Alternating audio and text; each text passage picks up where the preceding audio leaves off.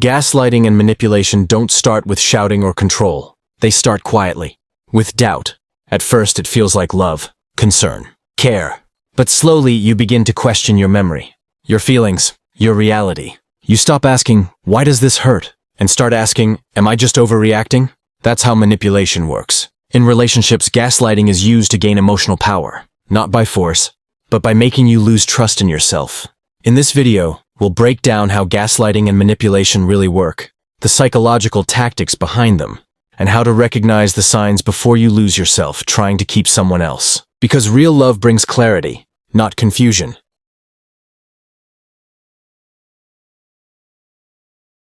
Number 1. Denying your reality, reality distortion. Ang pinakaunang hakbang ng gaslighting ay ang pagtanggi sa realidad mo. Hindi nila sinasabing sinungaling ka, pinaparamdam nila na mali ka. Karaniwang linya, hindi ko sinabi yan. Iba ang pagkaalala mo. Nag-iimbento ka lang. Sa psychology, ito ay reality distortion. Kapag paulit-ulit nilang dinidenay ang nangyari, unti-unti kang nagdududa sa sarili mong alaala. Halimbawa, may sinabi silang masakit. Pag kinonfront mo, sasabihin nila, ang laki ng issue mo. Wala akong sinabing ganyan. At sa halip na sila ang magpaliwanag, ikaw ang magsusorry dahil baka mali ka nga. Iyan ang simula ng control. Kapag nawalan ka ng tiwala sa sarili mong memory, mas nagiging dependent ka sa bersyon nila ng katotohanan. Tandaan, ang totoong pagmamahal ay ina-acknowledge ang nangyari kahit masakit. Kapag palagi kang pinagdududahan sa sarili mong karanasan, gaslighting na yan. Kapag pinili mong igalang ang sarili mong reality, nababasag agad ang unang hakbang ng manipulation.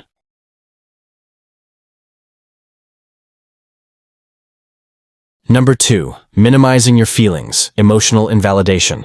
Isa sa pinakakaraniwang anyo ng gaslighting ay ang pagliit sa nararamdaman mo. Hindi nila tinatanggi ang nangyari, tinatanggi nila na dapat kang masaktan. Karaniwang linya, ang OA mo, sensitive ka lang. Biro lang yon. Ang liit na bagay, pinapalaki mo. Sa psychology, ito ay tinatawag na emotional invalidation. Kapag paulit-ulit na sinasabing mali o sobra ang emosyon mo, natututo kang itago ang nararamdaman mo para iwas gulo. Halimbawa, nag-open up ka tungkol sa isang bagay na nasaktan ka. Imbes na makinig, sasabihin nila, ikaw lang ang ganyan mag-isip. At dahan-dahan, titigil ka na sa pag-express para lang mapanatili ang peace. Iyan ang control. Kapag hindi mo na pinapakinggan ang sarili mong emosyon, mas madali ka nilang igalaw. Tandaan, hiyang totoong pagmamahal ay nirerespeto ang damdamin kahit hindi sila sang-ayon. Kapag paulit-ulit kang pinaparamdam na mali ang nararamdaman mo, manipulation na iyan. Kapag pinili mong igalang ang emosyon mo, nawawala ang power ng gaslighting.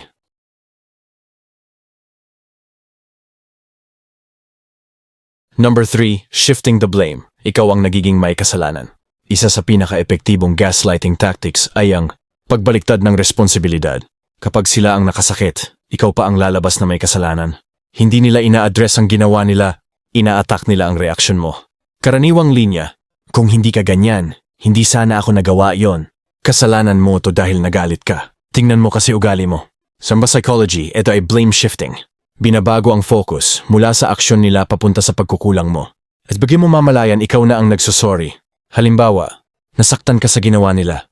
Pag sinabi mo, sasagot sila ng, kung hindi ka kasi selosa, demanding or emotional, hindi ako gaganyan. Iyan ang trap. Kapag palagi mong sinisisi ang sarili mo sa ugali ng iba, nawawala ang accountability nila. Tandaan, hiyang totoong pagmamahal ay tumatanggap ng responsibilidad, hindi nagtatago sa sisi. Kapag ikaw ang laging may kasalanan kahit sila ang gumawa ng mali, gaslighting na yan. Kapag tumigil kang akuin ng kasalanang hindi sayo, bumabalik ang power mo sa sarili mo.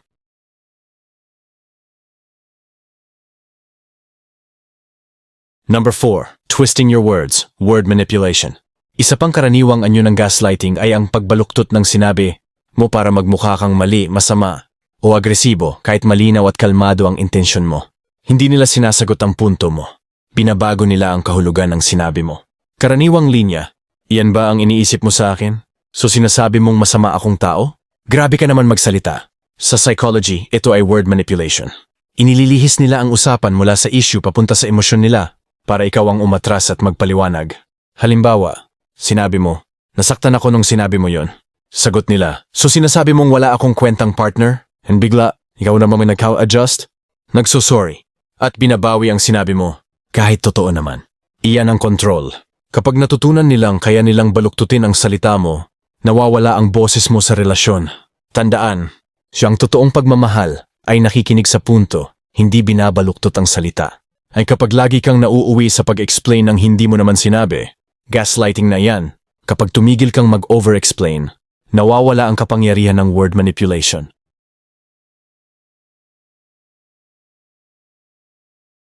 Number 5. Playing the victim, role reversal manipulation.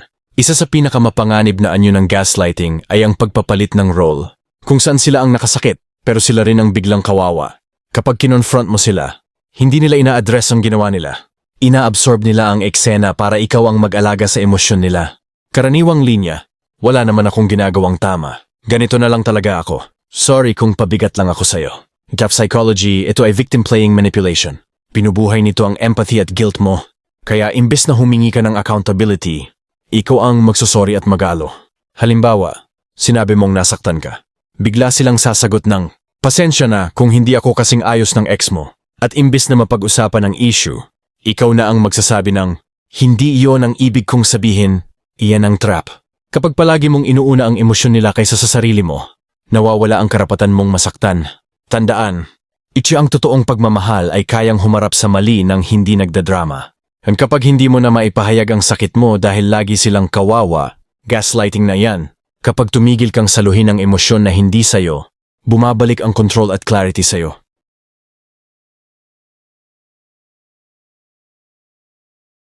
Number 6. Using confusion as control, mental fog. Isa sa pinaka-epektibong paraan ng gaslighting ay ang paggawa ng kalituhan. Hindi nila kailangang magsinungaling ng direkta, sapat na ang paulit-ulit na pag-iba ng kwento, tono at dahilan. Ngayon, ganito ang sinasabi nila. Bukas, kabaligtaran. At kapag tinanong mo, sasabihin, hindi yan ang ibig kong sabihin. Sa psychology, tinatawag itong mental fog manipulation. Kapag palagi kang nalilito, mas inuuna mo ang pag-unawa sa kanila kaysa sa pakikinig sa sarili mo. Halimbawa, may sinabi silang masakit. Kinabukasan, sweet ulit na parang walang nangyari. Kapag binalikan mo ang issue, ba't mo pa binabalik yan? Ang dahan-dahan, titigil ka na sa pagtanong dahil nakakapagod malito. Yan ang control. Kapag confused ka, mahina ang boundaries mo. Tandaan, iyang totoong pagmamahal ay klaro at consistent. Kapag palagi kang nalilito kung saan ka lulugar, manipulation na yan. Kapag mas pinili mo ang clarity kaysa sa chaos, nawawala ang power ng gaslighting.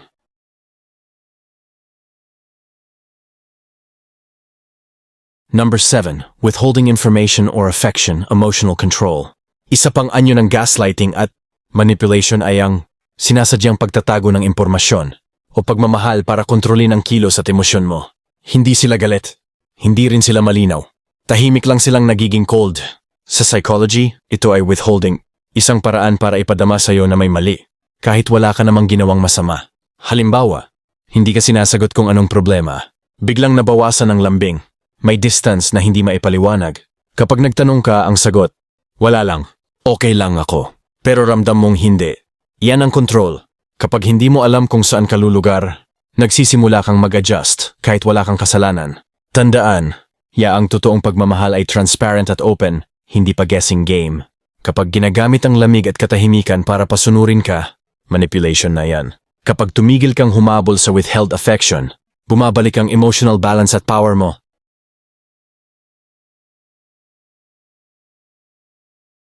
Number 8. Normalizing the abuse, making it feel normal. Isa sa pinakamapanganib na yugto ng gaslighting ay kapag napapaniwala ka na normal lang ang masakit na trato.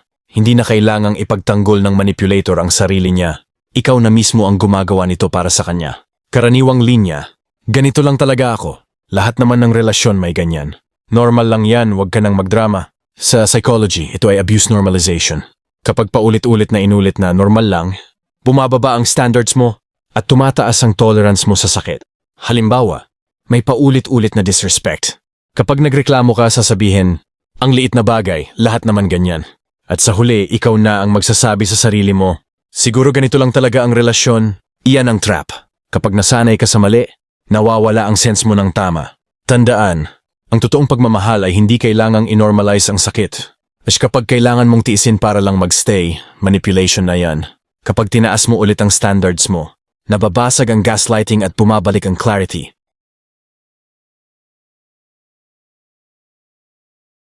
Number 9. Isolating you from support, cutting off allies. Isa sa pinaka-controversial na tactic ng gaslighting at manipulation ay ang pagpapalayo sa'yo sa ibang tao, friends, family o support system. Hindi nila kailangan maging agresibo. Sapat na ang subtle comments at restrictions para ikaw ay mag-isa at dependent sa kanila. Karaniwang linya, hindi na sila naiintindihan ng relasyon natin. Sila lang ang nagdudulot ng problema sa atin. Mas mabuti kung tayo lang dalawa. Sa psychology, ito ay tinatawag na isolation manipulation. Kapag wala kang ibang perspectives, mas madali kang mapakontrol at mapaniwala sa kanilang bersyon ng katotohanan. Halimbawa, sinabi mo sa kaibigan mo ang problema mo sa kanila. Pagkatapos sasabihin ng partner mo, bakit mo sila sinasama sa problema natin? Hindi nila naiintindihan. At dahan-dahan, titigil ka na sa pag-open up sa iba, kaya ang manipulator na lang ang tanging voice na pinapakinggan mo. Tandaan, ang totoong pagmamahal ay hindi nagtatanggal ng support system mo. Kapag pinipigilan ka sa ibang tao para manatili ka lang sa kanila, manipulation na yan. Kapag pinili mong panatilihin ang sarili mong network at support, nababalik ang power at clarity sa'yo.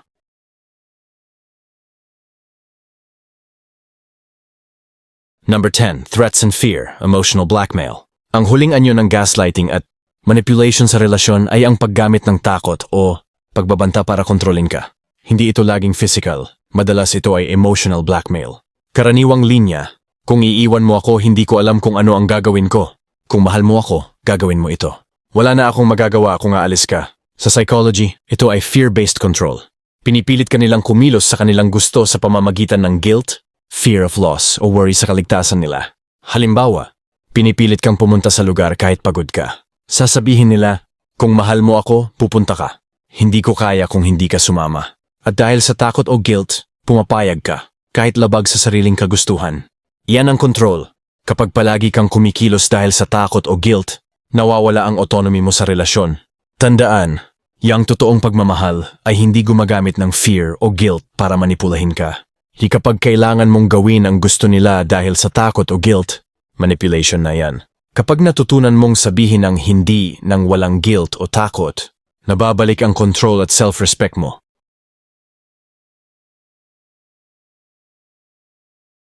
Ngayon, nakita natin ang 10 powerful tactics ng gaslighting at manipulation sa relasyon. Denying your reality, while minimizing your feelings, and shifting the blame. Twisting your words, playing the victim. Using confusion as control. Withholding information or affection. Normalizing the abuse. Isolating you from support. Threats and fear, emotional blackmail. Yung tactics na ito ay hindi laging halata at kadalasan ay dahan-dahan lang kaya maraming tao ang nahuhulog kahit mabuti ang intensyon. Ngunit kapag alam mo kung paano ito gumagana, maaari mong makilala ang manipulation, maprotektahan ang sarili, panatilihin ang emotional boundaries, at hindi basta-basta mahook sa toxic patterns. Tandaan, ang totoong pagmamahal ay hindi nakabase sa takot, guilt, o pagdududa sa sarili. Ito ay nagbibigay ng clarity, respect at seguridad.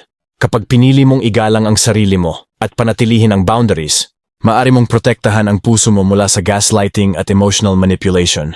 For more video, please subscribe to my channel Love Manipulation Lab. Huwag kalimutan na mag-like and share about sa video na aking ma-upload dito. Maraming salamat sa masugid kong manunood at sa mga solid kong subscribers.